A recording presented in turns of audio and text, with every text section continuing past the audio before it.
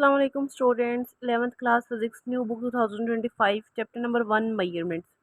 इसके आज हम कॉम्प्रिहेंसिव क्वेश्चन करेंगे बेटा। इसमें वो कह रहा है what is meant by uncertainty in a measurement. Measurement के अंदर जो अनसर्टेनिटी होती है उसका क्या मतलब है। Uncertainty in measurement refers to the range of possible value. अब जब हम मेजरमेंट करते हैं हमारे पास कोई पॉसिबल रेंज आ जाती है, ठीक है, कोई वैल्यू आ जाती है within which the true value of the measurement is likely to fall. It's an estimate of how much a measured value might deviate from the actual value. अब अनसर्टेनिटी क्या है बेटा, एस्टिमेट है कि मेजर्ड जो हमने वैल्यू की है वो कितना हट सकती है अपनी एक्चुअल वैल्यू से, उसमें कितना फ़र्क आ सकता है। वो फ़र्क क्यों आएगा, due to limitations of measurement process. अब वो आएगा मेजरमेंट प्रोसेस की वजह से। जब हम मेजरमेंट करते हैं बेटा तो हमने कोई वैल्यू मेजर कर ली, ठीक है, एक उसकी एक्चुअल वैल्यू है, एक मेजर्ड वैल्यू है। आपको पता है उसमें अनसर्टेनिटी आती है, हम कहते हैं अनसर्टेनिटी थी। अब अनसर्टेनिटी क्या है, बेयकीनी है, हमें कंफर्म नहीं होता, फ़र्क आ जाता है। और इसी में वो कह रहा है आंसर में वो फ़र्क क्यों आता है, वो लिमिटेशन ऑफ मेजरमेंट प्रोसेस की वजह से आता है। मेजरमेंट प्रोसेस कौन कर रहा है, इंस्ट्रूमेंट कर रहा है, तो लिमिटेशंस ऑफ इंस्ट्रूमेंट की वजह से आ रहा है, ठीक है। 1.2 जो है वो हम बुक से करेंगे। क्वेश्चन हम देख लेते हैं कि क्वेश्चन क्या है हमारे पास। क्वेश्चन है बेटा कि differentiate between the terms precision and accuracy with reference to measurement of physical quantity. आप लोग फिजिकल क्वांटिटी का रेफरेंस देते हुए प्रिसीजन और एक्यूरेसी को बताएं डिफरेंस को। ये आप लोगों ने पीछे टॉपिक से पढ़ा है, तो आप लोग जो हमने टॉपिक पढ़ा था वहाँ से आप लोग कर सकते हैं इसको, ठीक है, डिटेल से हमने पढ़ा हुआ है।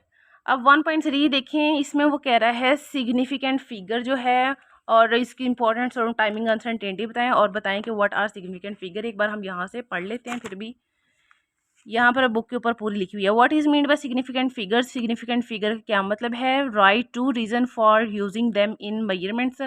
बताएं कि हम इसको मेजरमेंट्स में क्यों क्यों यूज़ करते हैं, किसको, सिग्निफिकेंट फिगर्स को। How to find the uncertainty in timing experiment. Timing experiment में हम अनसर्टेनिटी को कैसे फाइंड कर सकते हैं। अब टाइमिंग जो हमारे पास एक्सपेरिमेंट है वो क्या है, सच एज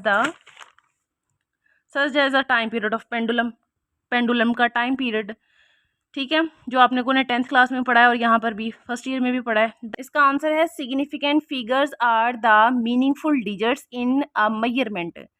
जब हम मेजरमेंट करते हैं तो ये मीनिंगफुल डिजिट्स होते हैं, मतलब कि उनकी वैल्यू होती है, हमें पता होता है कि ये सिग्निफिकेंट है, अहम है।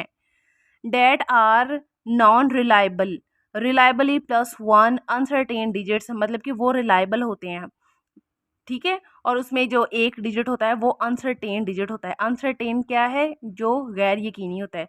जैसे मैंने ये टॉपिक आपको डिटेल से पढ़ाया, वहाँ पर मैंने ये भी बताया था, जैसे कोई मेजरमेंट करते हैं, हम कहते हैं जैसे ये पेज ही है, इसकी लेंथ मेजर कर रही हूँ, तो एक 3 स्टूडेंट्स को मैंने कह दिया मेजर करें। एक ने कहा कि 5.2 है, एक ने कह दिया 5.3 है, एक ने कह दिया 5.4 है। तो बेटा ये 5 जो है ये मेरे पास क्या है, रिलायबल है, इसमें कोई भी मुझे डाउट नहीं है। मगर ये जो फर्स्ट पॉइंट के बाद डेसिमल के बाद जो एक डिजिट है, नेक्स्ट डिजिट है, उसमें डाउट है। तो ठीक है, ये यहीं पर वो बता रहा है कि that are known reliably plus one uncertain digit, they tell us how precise a measurement is. और ये हमें बताता है कि हमारी जो मेजरमेंट है वो कितनी प्रिसाइज है, ठीक है। रूल्स देखें बेटा, टू आइडेंटिफाई सिग्निफिकेंट फिगर्स। अगर हमने सिग्निफिकेंट फिगर्स को आइडेंटिफाई करना तो हम कैसे करेंगे, ये भी हम डिटेल टॉपिक में पढ़े हैं, फिर एक बार जस्ट देख लेते हैं। नॉन जीरो डिजिट्स 1 से 9 तक ये क्या है, ऑलवेज सिग्निफिकेंट है, जैसे 1 2 3 4 5 6 7 8 9, ठीक है। जैसे यहाँ पर ये मैंने 3 लिखे हैं, तो ये कितने हैं, हैज़ 3 सिग्निफिकेंट फिगर्स है। Zero between non zero digits are significant, ये 2 और 5 नॉन ज़ीरो ज़ीरो डिजिट्स हैं, तो मैं कहूँगी कि इनके दरमियान जो जीरो आ रहे हैं वो सिग्निफिकेंट होंगे। तो ये टोटल जो कितने सिग्निफिकेंट फिगर हैं, 1 2 3 4, तो मैं कह दूँगी इस वैल्यू में 4 सिग्निफिकेंट फिगर है, ठीक है। Leading zeros before non zero digits are not significant. अब देखें हमारे पास सिग्निफिकेंट फिगर कोई आ रहे हैं, उससे पहले जो लेफ्ट साइड पे जीरो कितने सारे आ जाएं वो सिग्निफिकेंट नहीं है, ठीक है। तो मैं कहूँगी इस वैल्यू में कितने सिग्निफिकेंट फिगर हैं, तो जस्ट 2 हैं, ठीक है।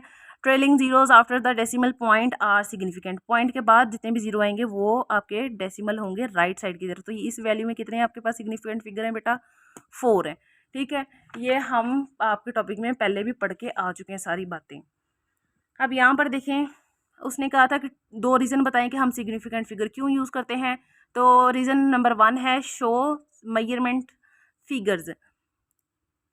आ ruler measuring shows measurement figures, जो हम मेजरमेंट्स करते हैं उसके फिगर्स को शो करता है, सिग्निफिकेंट फिगर्स।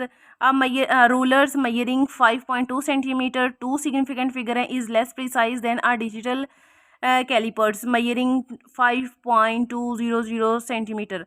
अब देखें, आप लोग 1 को डिवाइड करें 2 5 से या कोई और वैल्यू देखें तो कैलकुलेटर लंबी सारी वैल्यू दे देता है। ठीक है, तो हमें सिग्निफिकेंट फिगर ही जो है एक्यूरेट वैल्यू देते हैं, हमें बताते हैं कि कितना हमने डिजिट्स को लिखना है, कितने डिजिट्स को लिखना है। पॉइंट नंबर 2 देखें, prevent misleading results in calculation में हमने मिसलीडिंग जो है गलत रिजल्ट्स नहीं लिखने, अप्रोप्रिएट हमने आंसर लिखना है। If you multiply 2.5 centimetre by 3.25 centimetre the answer must be rounded to 2 significant figure the least precise measurement. अब उन्होंने कहा जब हम 2 वैल्यू को मल्टीप्लाई करेंगे तो आपके पास वैल्यू लंबी सारी आ जाएगी। ठीक है, कैलकुलेटर में। तो आपको कैसे पता चलेगा कि आप लोगों ने जो है उसका आंसर जो है कितने डिजिट्स में सिग्निफिकेंट फिगर्स में देना है। इन दोनों वैल्यूज़ में देखें, जो जिसमें कम से कम सिग्निफिकेंट फिगर है तो वो हम उसके अकॉर्डिंग आंसर लिखेंगे। तो किस में है, 2.5 में है, तो हम इसका आंसर इसके अकॉर्डिंग मतलब सिग्निफिकेंट फिगर्स लिखेंगे आंसर में। अब देखिए, जो हमारे पास बी पार्ट था, बी में वो कह रहा है बेटा, the mass of a cylinder, एक solid is 12.5 gram, its length is 3.35 centimetre and diameter is 0.25 centimetre. जो हमारे पास सॉलिड है उसका मास दे दिया है, लेंथ भी दे दी है, डायमीटर दिया है, उन्होंने डेंसिटी फाइंड करें आप लोग, और अनसर्टेनिटी इन द डेंसिटी, और डेंसिटी के अंदर जितनी अनसर्टेनिटी है वो भी आप लोग फाइंड करें। इसका आंसर देखें बेटा, स्टेप 1 में टेक मल्टीप्लाई मेजरमेंट्स। आप लोगों ने क्या किया, Maihar the pendulums time period 5 times. आपने पेंडुलम लिया, उसकी मेजरमेंट्स को 5 टाइम्स जो है वो काउंट कर लिया, मैयर कर लिया, ये आप लोगों ने लिख दिया। जैसे फॉर एग्जाम्पल 2.1 सेकेंड, 2.3 सेकेंड, 2.4 और 2.25, इसी तरह। ठीक है, स्टेप 2 में क्या करेंगे, आप लोग एवरेज निकालेंगे, सबको प्लस करके जितनी वैल्यूज़ है हमारे पास 5 हैं, 5 पे डिवाइड कर देंगे। ठीक है, हमारे पास एवरेज जो टाइम पीरियड है वो इतना आ गया, 2.24 सेकेंड। स्टेप 3 में क्या करेंगे आप लोग, find the range, spread the data, और फिर आप लोग रेंज जो है वो फाइंड करेंगे डाटा के थ्रू। हायर वैल्यू लिखेंगे 2.4 थी, लोअर वैल्यू है 2.1। तो आपको पता है ना, अनसर्टेनिटी फाइंड करने हम क्या करते हैं, या रेंज फाइंड करने के लिए आप लोग हायर से लोअर वैल्यू को माइनस करते हैं, तो आपके पास रेंज आ जाती है 0.3। स्टेप 4 देखें, कैलकुलेट अनसर्टेनिटी। अब अनसर्टेनिटी को कैसे फाइंड करना है, वो हाफ ऑफ द रेंज होती है। तो आप लोगों के पास क्या आई थी, 0.3 सेकेंड, तो 0.3 को 2 पे डिवाइड करें तो आपके पास क्या आ जाएगी। अब देखें, 0.3 को डिवाइड करें 1/2, 2 से डिवाइड करें तो आपके पास अनसर्टेनिटी की वैल्यू बेटा आ जाएगी 0.15 सेकेंड। ठीक है, तो फाइनल रिजल्ट आप लोग क्या करेंगे, जो आपके पास टोटल टाइम पीरियड आया था उसमें प्लस करेंगे ना, प्लस माइनस करते थे अनसर्टेनिटी, तो यूं करके आप लोग फाइनल रिजल्ट लिख देंगे। ठीक है, अब जो हमारे पास इसका बी पार्ट था, बी पार्ट में ज़रा गौर से देखें, the mass of a cylinder solid, cylinder जो है वो इतना दिया गया है, its length is 3.35 centimetre, diameter हमें दिया है 1.25 centimetre, find the density of its material expressing the uncertainty density. तो आप लोग जो है इसकी डेंसिटी की जो वैल्यू है वो अनसर्टेनिटी में एक्सप्रेस करें। इसके लिए बेटा हमें गिवन डाटा दिया गया है, गिवन डाटा ज़रा ध्यान से देखिए, मास हमें दिया गया था, एच हाइट में दी गई थी, डायमीटर दिया गया था। अब हम जब वैल्यू पुट करें सिलेंडर की फार्मूले में, तो देन हम डायमीटर नहीं रेडियस लिखते होते हैं, उसका फार्मूला होता है pi r square, pi r r square और एच। ठीक है, ये इसका फार्मूला होता है। तो ये हमने रेडियस लिखना होता है। तो डायमीटर हमें दिया गया है, इससे हम रेडियस फाइंड कर सकते हैं। डायमीटर को डिवाइड करें 2 पे तो आपके पास रेडियस आ जाता है, इसकी वैल्यू को 2 पे डिवाइड किया तो हमारे पास रेडियस की वैल्यू होगी, साथ हमारे पास क्या आ गया, वॉल्यूम, क्योंकि हमने फाइंड क्या करना है बेटा, वॉल्यूम। वॉल्यूम यहाँ पर तो नहीं बताया गया, मगर हमने क्या करना है, फाइंड डेंसिटी। एक्चुअली में हमें उसने फाइंड डेंसिटी कहा है, मगर डेंसिटी का फॉर्मूला क्या है, डेंसिटी का फॉर्मूला तो बेटा हमें पता है, डेंसिटी इक्वल मास ओवर वॉल्यूम होता है।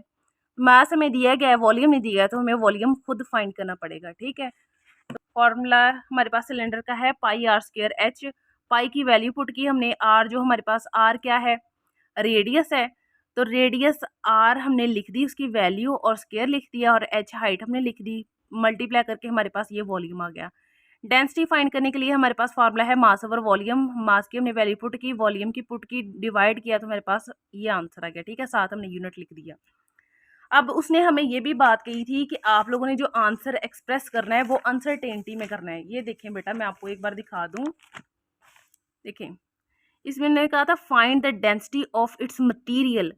उस मटीरियल की जो डेंसिटी आप लोगों ने फाइंड करनी है, express the uncertainty in the density, expressing the uncertainty in the density. अब डेंसिटी में आप लोगों ने अनसर्टेनिटी को भी एक्सप्रेस करना है, ठीक है। वो कैसे करना है देखें। अनसर्टेनिटी लेट, हम लेट्स खुद सपोज करते हैं कि प्लस माइनस है in the last digit. Last digit जो है, जैसे ये हमारे पास वैल्यू है, उसका लास्ट डिजिट हम 1 पुट करते हैं, बाकी अनसर्टेनिटी। अनसर्टेनिटी क्या होती है, 0.01 या 0.1, वो हमारी एस्टिमेट पे डिपेंड करिए। यहाँ पर हम ले रहे हैं 1 लास्ट डिजिट खुद एज्यूम करके, लेट्स सपोज करके। मास की जो वैल्यू थी बेटा, उसकी जगह हमने क्या लिख दिया, 0.01, उसमें भी अनसर्टेनिटी इतनी है, हाइट में भी 0.01, प्लस में सारी वैल्यूज लिख दी, ठीक है। अब डायामीटर डी है, उसको हमने रेडियस में लिखना है, तो इसको 0.01 को डिवाइड करेंगे 2 से, तो हमारे पास रेडियस जो आएगा, रेडियस की अनसर्टेनिटी वो हमारे पास आएगी 0.005 सेंटीमीटर, ठीक है। अब हमने सेपरेटली सबकी फाइंड करनी है परसेंटेज अनसर्टेनिटी, मास की भी, हाइट की भी और रेडियस की भी, ठीक है। अब एक बात एक की देख लें, आपको समझ आ जाएगी। ये आप लोगों ने पहले भी फाइंड की है। आपको होता है डेल्टा एम हमारे पास क्या है, अनसर्टेनिटी, ठीक है, जो चेंज है, और एम क्या है हमारे पास, एक्चुअल वैल्यू। एम मास की एक्चुअल वैल्यू हमने लिखी 0.01, जो हमने 1 लास्ट डिजिट जो है यहाँ पर खुद एज्यूम की है, अनसर्टेनिटी एज्यूम की है, ठीक है। मल्टीप्लाई 100 किया तो हमारे पास परसेंटेज अनसर्टेनिटी आ गई, मास की भी आ गई। इसी तरह हाइट की भी हमने 0.01 पुट किया, नीचे एक्चुअल वैल्यू हाइट की लिखी, मल्टीप्लाई 100 किया तो हमारे पास परसेंटेज अनसर्टेनिटी ऑफ हाइट आ गया। अब ये सारा कुछ हम कर क्यों रहे हैं, हम डेंसिटी में जो अनसर्टेनिटी है उसको एक्सप्रेस करने के लिए, ठीक है, वो बताने के लिए। फॉर रेडियस, रेडियस भी हमने, रेडियस की जो हमारे पास यहाँ पर आई थी वैल्यू वो हमने पुट की, साथ में जो हमारे पास एक्चुअल वैल्यू थी वो पुट की, मल्टीप्लाई 100 के तो हमारे पास रेडियस की भी परसेंटेज अनसर्टेनिटी आ गई, ठीक है। अब देखें, सारी हमने अनसर्टेनिटी निकाल ली, जितनी भी थी अनसर्टेनिटी, रेडियस में थी, मास में थी बेटा, और हाइट में। अब total volume uncertainty, total volume के अंदर अनसर्टेनिटी कितनी थी, इसका फॉर्मूला ये था हमारे पास। अब यहाँ पर एक चीज़ गौर करें, हमारे पास रेडियस आर जो आया है, आर की वैल्यू कितनी है, ये 0.8। अब हमारे पास एक रूल था जो हम पहले पढ़ के आए हैं कि हमारे पास कोई पावर में वैल्यू आ जाए तो वो हमारे पास स्टार्टिंग में आ जाती है, ठीक है। पावर की वैल्यू स्टार्टिंग में आ जाती है, 0.8 हमारे पास आ गया, और एच की हमारे पास वैल्यू आ गई। ये दोनों मल्टीप्लाई हो गई, यहाँ पर क्या हो जाएंगी, प्लस हो जाएंगी। क्यों, क्योंकि यहाँ हमने अनसर्टेनिटी फाइंड करी, और ये हम प्रिंसिपल पढ़ के आए हैं कि हम मल्टीप्लाई डिवाइड करना हो देन हम क्या करेंगे। अब देखिए, इन दोनों वैल्यूज़ को प्लस किया और इनको मल्टीप्लाई करके हमने यहाँ पर आंसर लिख दिया। इधर देखें, टोटल अनसर्टेनिटी इन डेंसिटी। अब यहाँ पर हमने वॉल्यूम में फाइंड की है, और इधर हमने फाइंड करनी है डेंसिटी में। एक चीज़ आपको और बता दूं बेटा, जहाँ भी आपके पास, जब आपने वॉल्यूम में अनसर्टेनिटी फाइंड करनी है, यहाँ पे आपने डेंसिटी में फाइंड करनी है, कहीं भी फाइंड करनी है, अगर आपके फॉर्मूले में स्केयर आ जाए तो वो स्केयर जो है, वो जो पावर जो है वो शुरू में आके उसकी वैल्यू के साथ मल्टीप्लाई हो जाएगी। तो रेडियस की जो हमारे पास परसेंटेज अनसर्टेनिटी आई थी वो इतनी थी, उसके साथ हमने जो उसके स्केयर की जो पावर 3 भी हो सकती है, 4 भी हो सकती है, उसको हम मल्टीप्लाई करवा देंगे, ठीक है।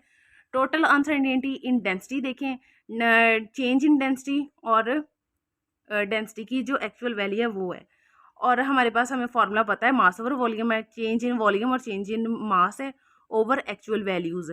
यहाँ पर हम सिंपल वैल्यूज़ पुट की हैं, वॉल्यूम की भी और मास की भी, जो प्लस करेंगे और हमारे पास आंसर आ जाएगा, ठीक है बेटा। अब यहाँ पर हमारे पास आया है डेल्टा डेंसिटी ओवर डेंसिटी, ठीक है। ये हमारे पास चेंज है और ये हमारे पास एक्चुअल वैल्यू है। अब ये जो डेंसिटी का जो सिंबल है, ये जो एक्चुअल वैल्यू है, वो इधर जाके क्या हो जाएगी, मल्टीप्लाई हो जाएगी, तो हमारे पास आ जाएगा चेंज इन डेंसिटी, इसकी हमारे पास वैल्यू आ जाएगी। और जो टोटल वैल्यू आई है वो हमें बता रही है कि इतनी अनसर्टेनिटी मौजूद है इस डेंसिटी के अंदर।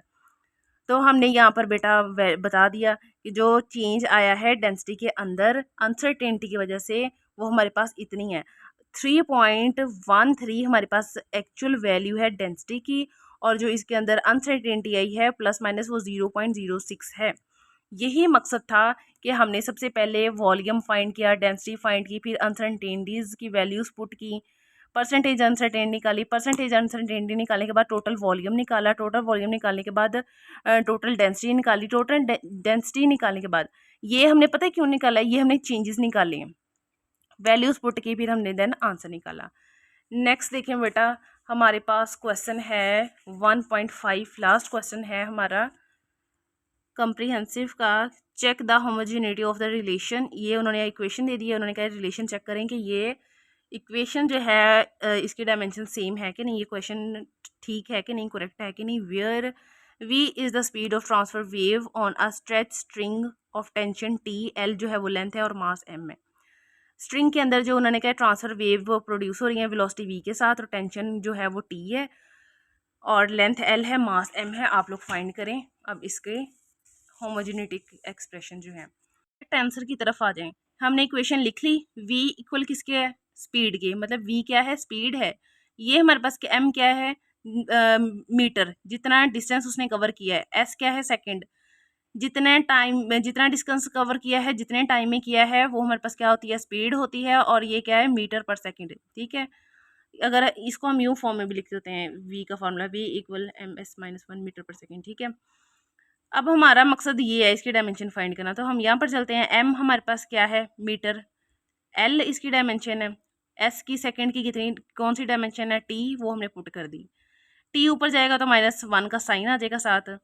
ठीक है, अब हमें पता है बेटा कि जो टेंशन है ये क्या है, टी क्या है, फोर्स है जो क्रिएट हो रही है स्ट्रिंग के अंदर ट्रांसफर वेव जो बनने की वजह से, और फोर्स एफ इक्वल है एम ए के।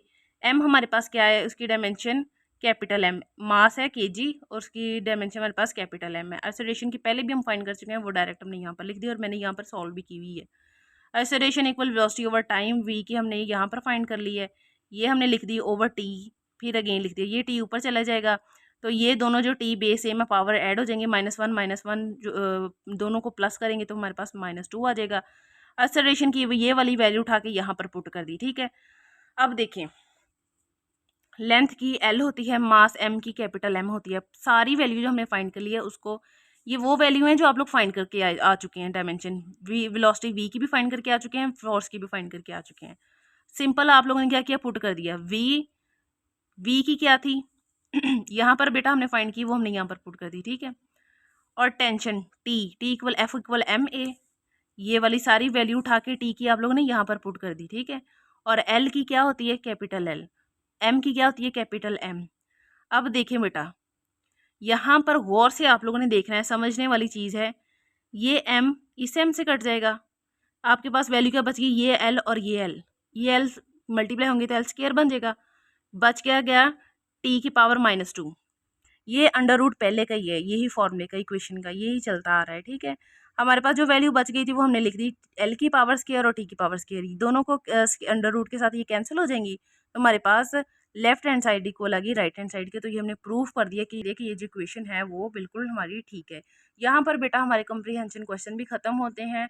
कोई क्वेश्चन हो जहाँ से समझ ना आई हो, आप लोग कमेंट सेक्शन में पूछ लीजिएगा। वीडियो अच्छी लगी हो तो लाजमी लाइक कीजिएगा, चैनल को सब्सक्राइब कीजिएगा। अल्लाह हाफिज़।